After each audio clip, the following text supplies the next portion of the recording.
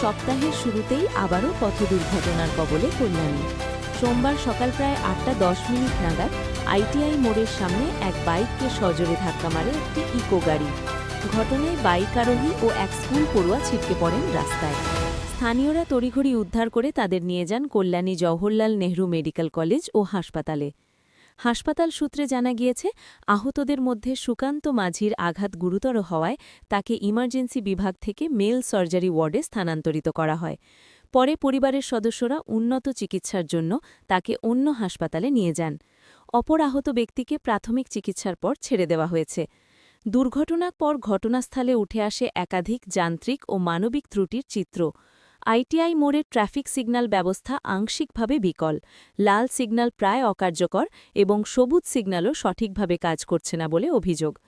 পাশাপাশি সিগন্যাল সচল থাকলেও অনেক বাইকারকে লাল সিগন্যাল অমান্য করে রাস্তা পার হতে দেখা যায়, যা দুর্ঘটনার ঝুঁকি আরও বাড়াচ্ছে।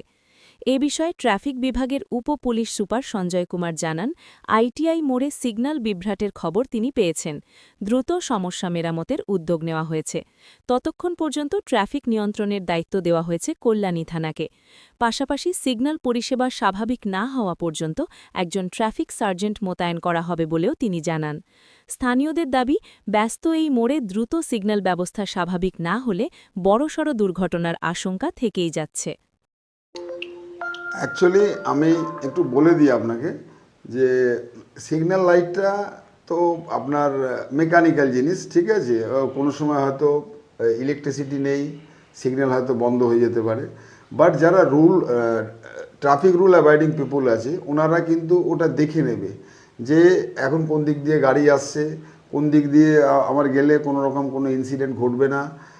আর এই সিগন্যালের ব্যাপারে বলি যে এটা তুমি যে সিগন্যালটা যেটা বলছো, ওইটা ইনফরমেশন এসছে, আগামীকালের মধ্যে ওটা ঠিক করিয়ে দেবো, করা হবে। আমি অ্যাকচুয়ালি থানার পিএস মোবাইলকে বলেছি ওখানে একটুখানি মানে গাড়িটা ওরা রেখে জাস্ট একটু ওই সিগন্যালটাকে ঠিক করার জন্য ব্যবস্থা করবে।